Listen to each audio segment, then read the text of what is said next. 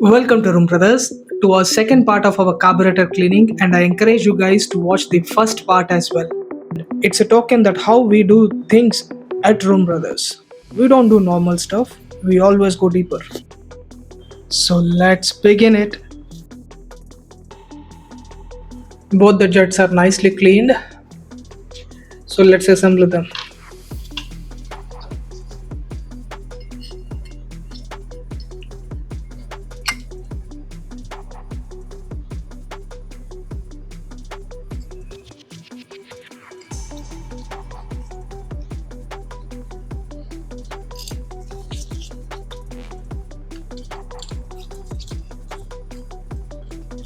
Again, hand tight these things, don't over tighten them and strip down the threads, so be very careful. As usual, be gentle and tighten it. Here is the petrol flute, slider pin and the needle wall nice and clean, so let's assemble them. Check if it's properly seated. Check and inspect the spring action of the needle wall before we install. This one looks pretty smooth. And nicely place it down into the hole. And make sure that the needle wall sits properly. I always emphasize the key to a good looking and functioning motorcycle is how well it's cleaned and serviced, especially by a professional. Again, hand tight, no need to over tighten and strip down the threadings. Give it a slight and firm nib with the screwdriver. Check the float action. It should hang, and I don't know how I should. Yeah, this is how the float action should be.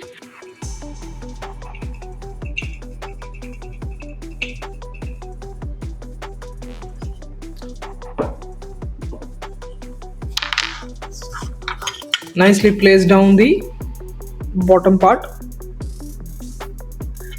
Make sure that the packing is properly seated before you do so.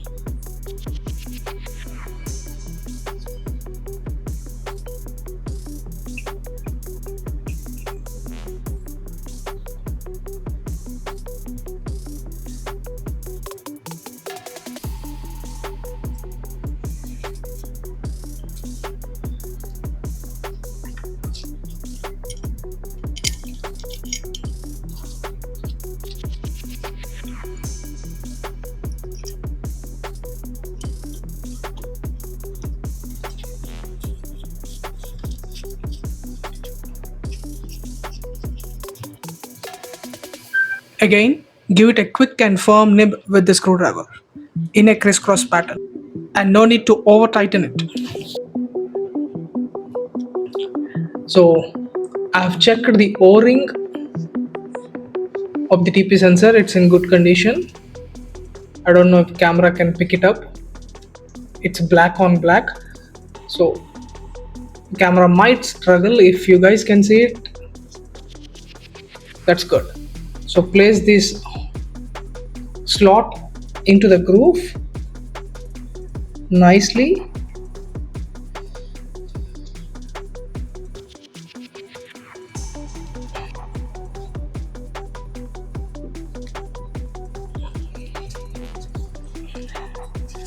So push it until the sensor sits flush with the body.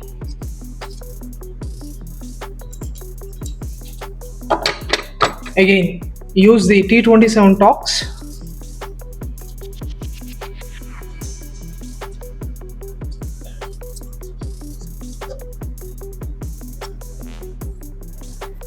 Quick and firm nib.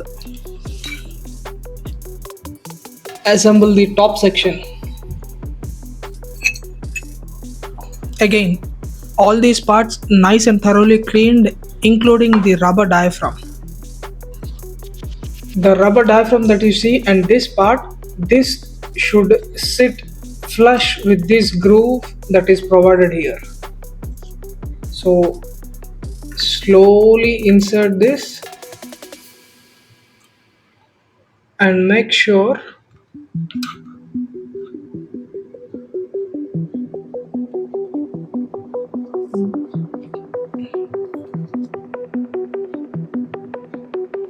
this part sits in the groove, and the diaphragm, make sure that the diaphragm is seated flush with the body.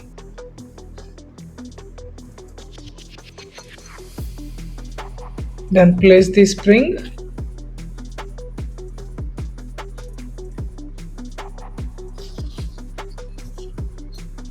Make sure that the spring is sitting in this groove.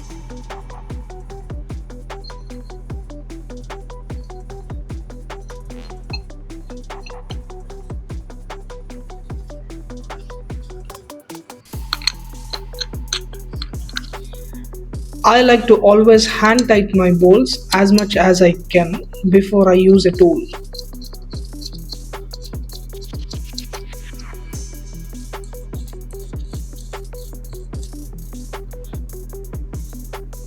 Screw down in a crisscross pattern.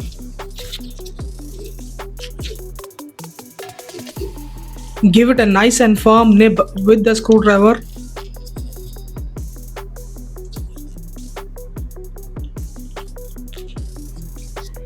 And the last part, we have the pilot screw.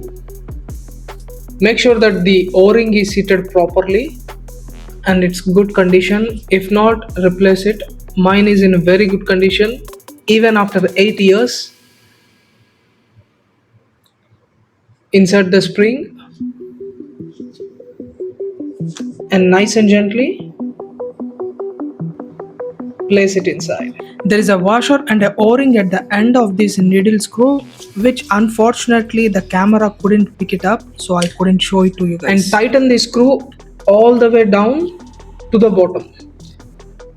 And as we have noted it down, from the bottom unscrew it 2.5 turns.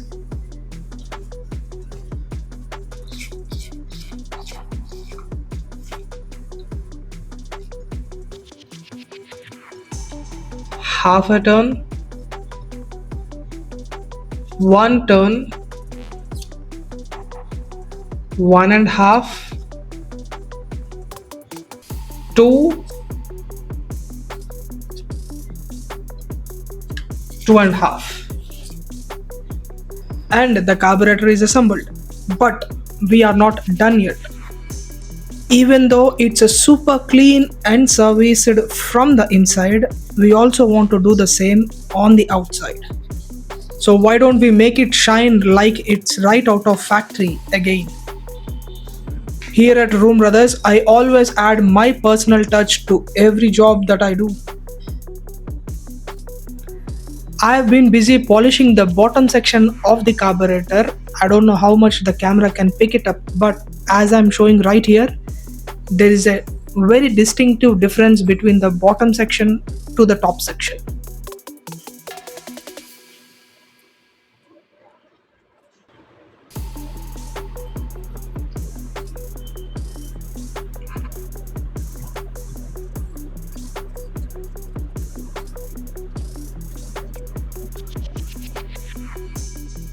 You guys can see the hard work and the shining in this angle. If you ask me, the knowledge and the technical expertise you carry about your machine is what makes you a true bike or car enthusiast, not the nonsense that we are seeing today on the social media. I just polished the fuel valve, which is looking nice and shiny right here, compared to the purge valve as I'm about to show you right here, which is deprived of its shine and polish due to the exposure to harsh weather conditions. So let me get back and make this one shine too.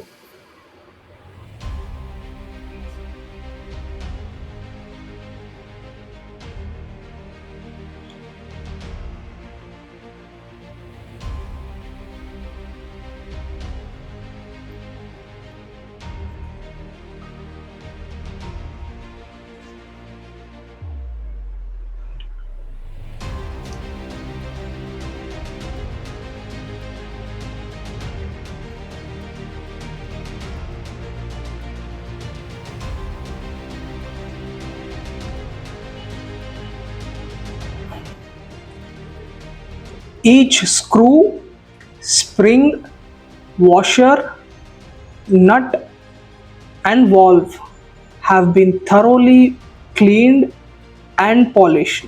As you guys can see,